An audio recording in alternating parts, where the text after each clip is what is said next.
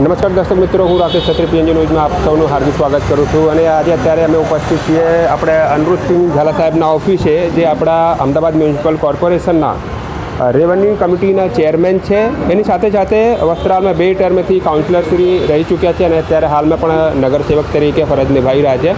તો આજે આપણે એમની ઓફિસની મુલાકાત લઈ રહ્યા છીએ કે અહીંયા કઈ પ્રકારની સેવાઓ જે ચાલે છે આપણે. તો આપણે વાત કરીએ અનિરુદ્ધસિંહ ઝાલા સાહેબને. પીએનજી ન્યૂઝમાં આપનું હાર્દિક સ્વાગત છે. ધન્યવાદ. અને અત્યારે આપણે અહીંયા વસ્ત્રાલ ખાતે જે આપની ઓફિસ છે, અહીંયા સર કઈ પ્રકારની સેવાઓનું જે કામ ચાલે છે? અમે ઓફિસ નથી પણ સેવા કુટીર તરીકે અમે આને ઓળખીએ છીએ કે જે મારા વિસ્તારના નાગરિકો છે તેને હું સેવાકીય પ્રવૃત્તિ દ્વારા કોઈને કોઈ રીતે મદદરૂપ થઈ શકું.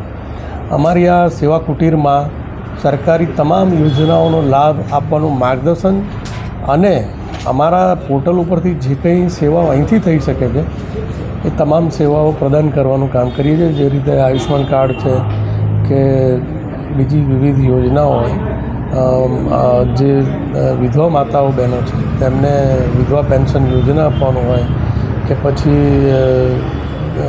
અલગ અલગ બીજી પણ ઘણી યોજનાઓ અહીંથી અમે અપાવતા હોઈએ. અને અત્યારે આપણે સર ખાસ કરીને છોકરાઓ માટે જે એજ્યુકેશન સાથે સંકળાયેલા છે એના માટે પણ કઈ સેવાઓ આપણે ચાલુ કર્યો છે, થોડુંક એની વિશે માહિતી આપો.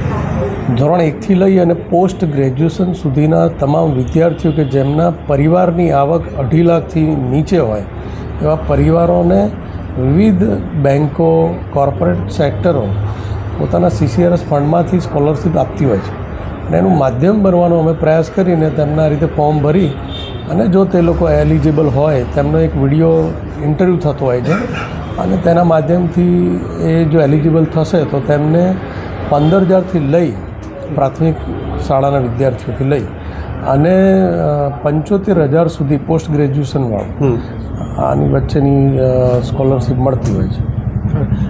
એક સૌથી મહત્ત્વનો મુદ્દો અને બહુ એક મોટો ક્વેશ્ચન કહી શકાય કે આપણે જોઈએ કે સેન્ટ્રલમાં આપણા દેશના લોકલાડીના પ્રધાનમંત્રી શ્રી જે PMO કાર્યાલય હતું એમનું નામ સેવા તીર્થ તરીકે આ વર્ષે કર્યું છે.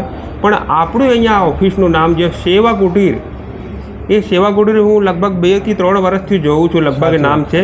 તો આ વિચાર ક્યાંથી આવે આપને?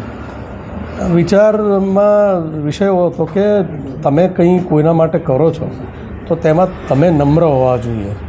એટલે હું કોઈના જીવનમાં મારા માધ્યમથી કે મારી ઓફિસના મિત્રોના માધ્યમથી પ્રકાશ લાવવાનું કામ હોય તો તેમાં મારી નમ્રતા ભળેલી હોય. તો એ સ્વાભાવિક છે કે સેવા એ આ નામ સાર્થક થવું જોઈએ. અમે સેવા કરવા અહીંયા બેઠા છીએ, કોઈની ઉપર ઉપકાર કરવા નથી બેઠા. એ ભાવથી આ અમારી ઓફિસનું નામ સેવા કુટીર રાખ્યું છે. અને એક બીજો મુદ્દો કે હું હંમેશા જોઉં છું આમ કે યુવાઓને ખાસ પ્રોત્સાહન આપો છો. જે રીતે અત્યારે આપણે એજ્યુકેશનને લઈને જે સેવાઓ ચાલુ કર્યા હતા અને આપણે જે 2030માં આપણે અમદાવાદ માટે એક મોટી વાત કહી શકાય કે આપણે અહીંયા કોમનવેલ્થ ગેમનું જે આયોજન કરવા માટે પરમિશન મળી ગયું છે, તે વિશે શું કહેશો? વિશ્વમાં જે શ્રેષ્ઠ હોય એ મારા ભારતને મળે એવું પ્રધાનમંત્રી નરેન્દ્રભાઈ મોદીજીનું પોતાનું અભિગમ છે.